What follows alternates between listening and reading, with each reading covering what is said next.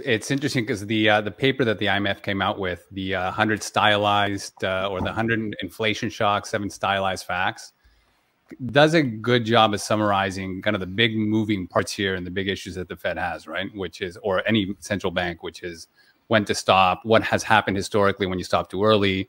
I know you tweeted about this, Bob. Like, what are your thoughts on using historical analogs, broadly speaking, where the central bank in Europe is, or in the UK is, versus the US, and what mistakes are they making? Well, look, what that paper shows, which, I think anytime you're looking at those circumstances, the value is not in like the precise numbers, right? The value is in understanding the linkages in terms of how things work. And the thing that I found the most interesting in that paper, the gist was that if you had inflation shock of some sort, and you ran monetary policy like largely consistent with the Taylor rule in one form or another, you basically resolved your inflation problem, in relatively short order. And if you run monetary policy that is, more dovish than the Taylor rule, then, your inflation problem doesn't get resolved in the near term. And so, take a look at what the US and other central banks have done, like the fact that they were late to the game, all of that points to the fact that they did not run policy sufficiently tight in response to that shock.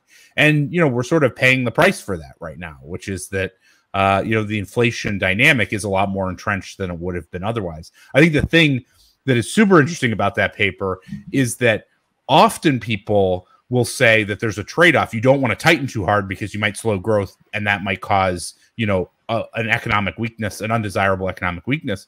But the thing that paper actually shows is that if you run monetary policy consistent with the Taylor rule and you tighten relatively aggressively, your medium-term growth outcomes are actually better than if if you tighten less than the Taylor rule and you let your inflation problem be unresolved. And so that's what got me. That was what's really interesting about that, right? It's just counterintuitive. Yeah, it is. It is. I mean, it's the thing that drives, the thing that drives medium to longer term growth outcomes is stability, right? Productivity benefits from stability. Stability, the biggest thing that undermines stability is inflation.